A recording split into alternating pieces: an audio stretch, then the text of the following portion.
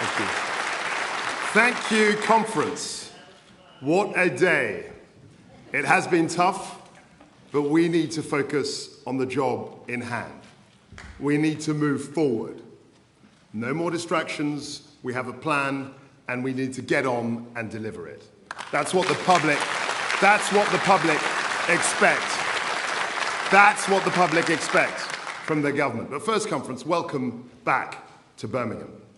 This is a remarkable city. It has a history of great brilliance. Joseph Chamberlain in the 19th century was an extraordinary civic leader who led Birmingham and the world through the Industrial Revolution. And today, Andy Street is following in that great tradition.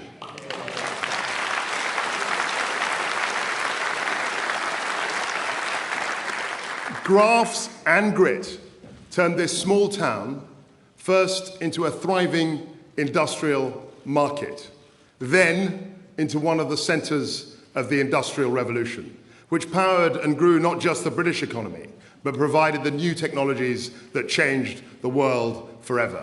The Industrial Revolution was one of the most monumental transformations in human history, and it began here, with determination and application. Those Britons built a thriving economy. They inspire me today. They remind us that in Britain, with the British people, absolutely anything is possible. Our plan today focuses on the same bold sentiment, the same inspiration, to deal with the challenges of today by giving people the tools they need to thrive tomorrow, to get Britain moving. We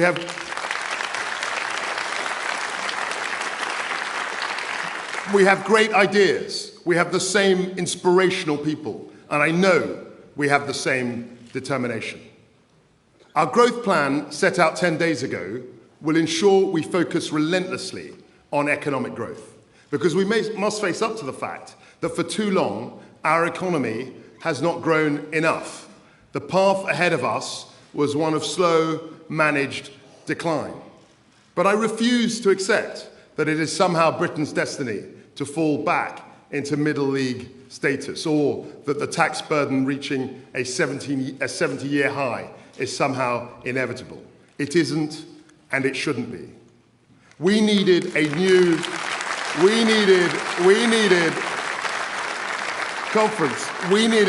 approach focused on raising economic growth, because that is the only real way to deliver opportunities, to deliver higher wages, to deliver more jobs, and crucially, to deliver that revenue to fund our precious public services. And it is the best and only way of achieving long-term fiscal sustainability. Because it is only by raising economic growth that we will spread opportunity and prosperity to every corner of our country.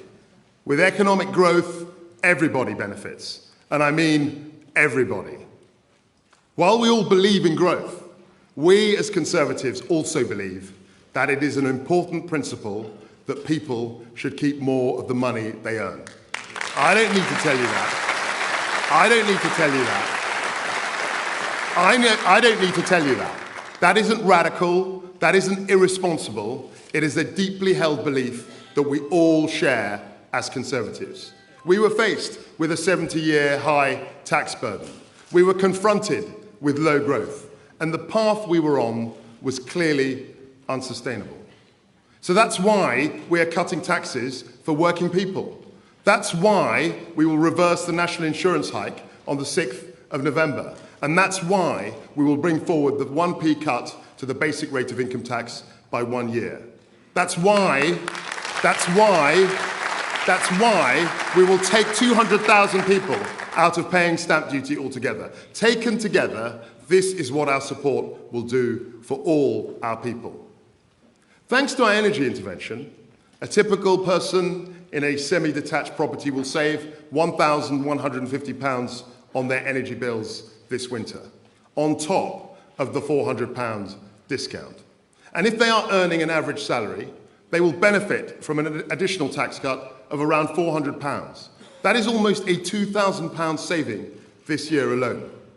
But I can be frank, I know the plan put forward only 10 days ago has caused a little turbulence. I get it. I get it. We are listening and have listened. And now I want to focus on delivering the major parts of our growth package. Because with energy bills skyrocketing, a painful COVID aftermath, war on our continent, a 70-year high tax burden, slowing global growth rates, and glacially slow infrastructure delivery, we couldn't simply do nothing. We can't sit idly by. What Britain needs more than ever is economic growth, and a government wholly committed to economic growth. That is why we will forge a new economic deal for Britain, backed by an ironclad commitment to fiscal discipline. More businesses.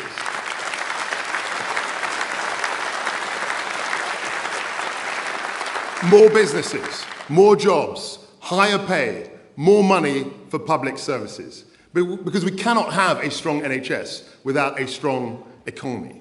We can't have good schools without a strong economy. We cannot fund our armed forces without a strong economy.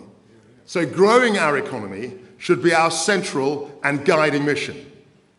With this plan, we are aiming for 2.5% annual trend growth. We've done it before, and we can do it again. And even in the face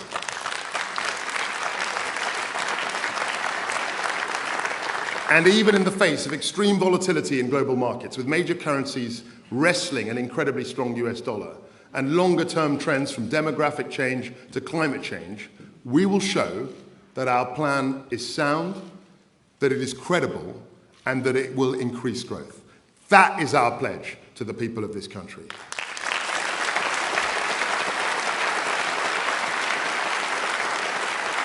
However, conference, there is an immediate challenge facing not just our country, not just our people, but the whole of Europe. The high cost of energy driven by Putin's barbaric invasion of Ukraine. Cast your mind back just 4 weeks ago. We had dire warnings of extreme energy prices to come. Corner shops to heavy industry predicted unprecedented disruption. Business groups feared mass unemployment. Entire livelihoods were on the line. Make no mistake, this was a very real prospect for our country. So within 48 hours of taking office, we announced one of the most significant interventions ever conceived by the British state. Annual energy bills of up to £6,500 from next year were staring us in the face. Everybody was worried. Now we are holding down the price at an average of £2,500. Not just this winter, like the Labour Party promised, but next winter too. 2 years of significant taxpayer support to protect our people. Because this government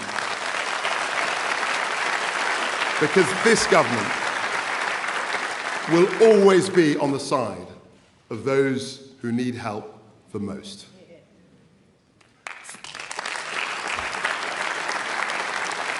For our businesses too, conference, help is on its way. A local pub could save £3,100 a month, cutting their bills by 40%. And we've also frozen alcohol duty. Make no mistake, this is a monumental support package to protect millions of families and businesses from devastating price hikes unleashed by Vladimir Putin. There is no doubt that this is a substantial intervention. But we had no choice. Doing something was simply not an option. We couldn't just cross our fingers and hope for the best. The price of inaction would have been far greater than the cost of the scheme. We will deal with the short-term shocks caused by Putin, but we must also go for growth to ensure we are much more self-sufficient. We will tackle the mistakes of the past to ensure the UK can never again be blackmailed by people such as Putin and his like.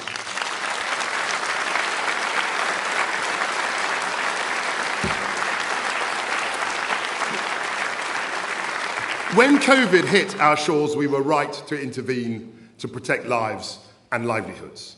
And I can say in all sincerity that we went into that crisis in a much better position because of the action we have taken over the last decade. Because of successive Conservative governments, the UK now has the second lowest debt to GDP ratio in the G7. And throughout this urgent endeavour of ours to protect Britain from high energy costs, and in response to the urgent need to grow our economy, we have taken the appropriate action. Our entire approach will be underpinned by a strong institutional framework which enhances growth in our country, including our independent Bank of England and Office for Budget Responsibility. We will have a strong fiscal anchor with debt falling as a proportion of GDP over the medium term. That is the Conservative way. But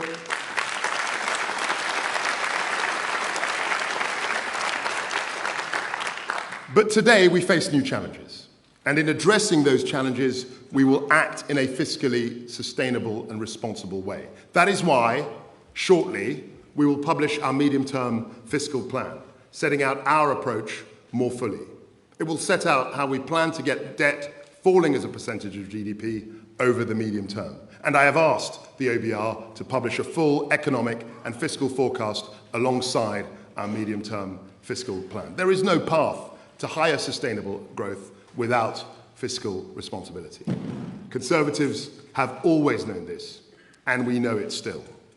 And it is because we are Conservatives that we remain absolutely committed to being serious custodians of the public purse. This is what defines us and separates us from the Labour Party.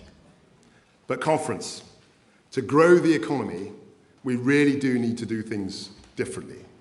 We know that it is our towns and cities which drive much of our economic growth today. Business investment, skills, science and technology, infrastructure, housing, energy supply, strong financial services. These are the key ingredients for higher economic growth and well-funded public services. I had the great privilege of being Business Secretary for nearly 2 years. I visited every corner of this country. I saw the creativity, the drive, the entrepreneurial spirit. We have to celebrate our entrepreneurs, our business people, our job creators, people who are taking risks. But I also saw where government got in the way of progress. My job now is to free that potential. This starts with investment zones. We will empower local areas to do things differently, just as here in Birmingham. We will liberalise planning rules, releasing land and accelerating development. We will cut taxes for businesses in those zones. We will accelerate tax reliefs for new structures and for new buildings.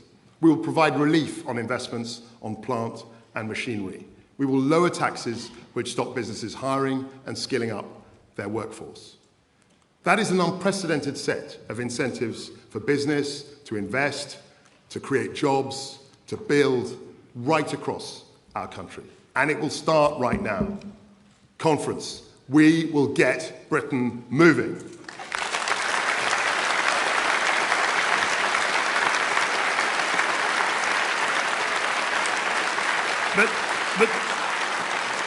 But too often regulation holds business and Britain back. Stifling red tape puts up too many barriers for entrepreneurs looking to scale up. There are too many rules for small business owners who want to take on an apprentice. There are too many burdens on our finance sector, stopping it from investing in key projects. And when Britain's innovators, job creators, entrepreneurs and risk takers are held back, so is Britain. That is why we will review, replace or repeal retained EU law holding our country back.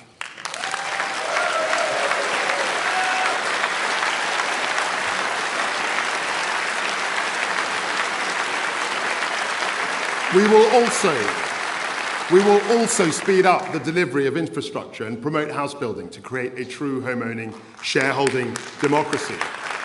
Unapologetically and emphatically, we will get out of the way to get Britain building and on its feet.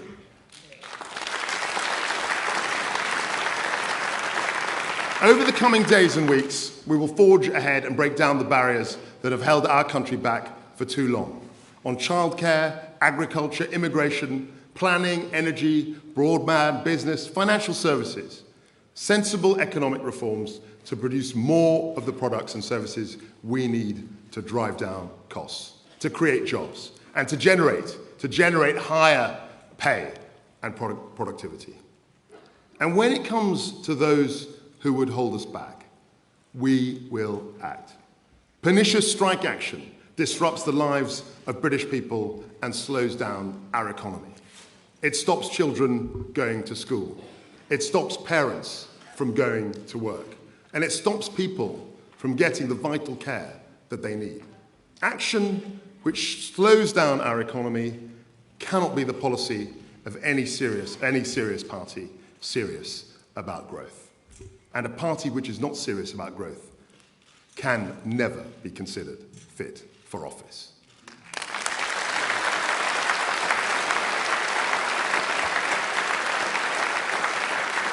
So we will introduce important reforms to stop strike action from derailing our daily lives. Reform to get Britain moving. Conference, I am unashamedly a pro-business conservative.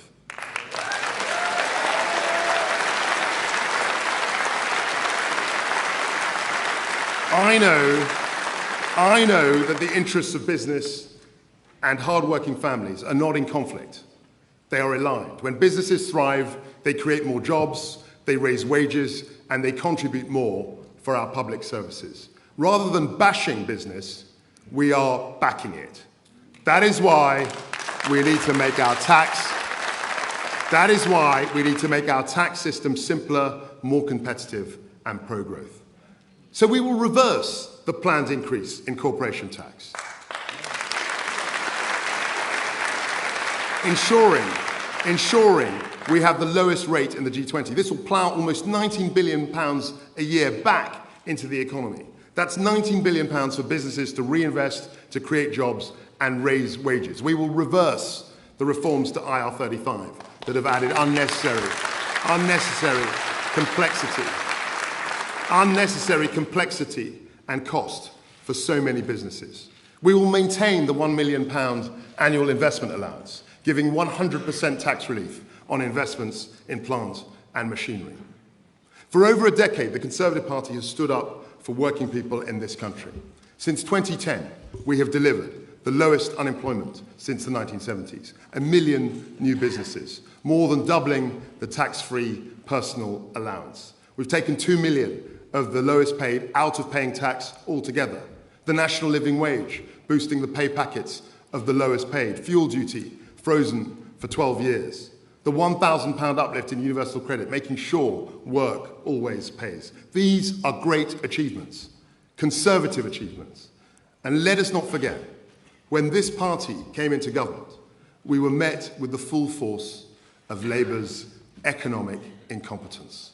No money left, taxes raised, record unemployment.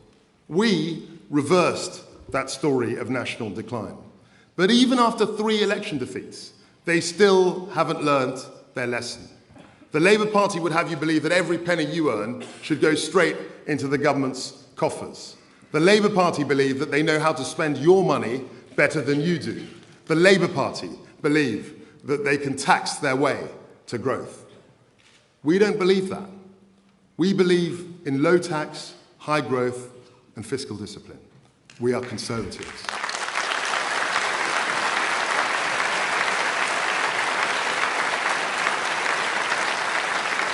And that conference is what our growth plan delivers. Last week, we saw a Labour Party with the same old ideas, renationalisation, empty slogans, no plan for growth. But we as Conservatives believe in Britain. We love this country. Our patriotism isn't something that we turn on and off and negotiate like the Labour Party. It goes to the core of what it is to be a Conservative. It is an unyielding quality. Yes, we have challenges to face, but our plan will take this country forward. We will get Britain moving. We will deliver lower taxes for you and your family, and we will grow our economy. I know we can achieve that goal. With grit, with drive, and with determination, we can meet the challenges of this new era. Thank you.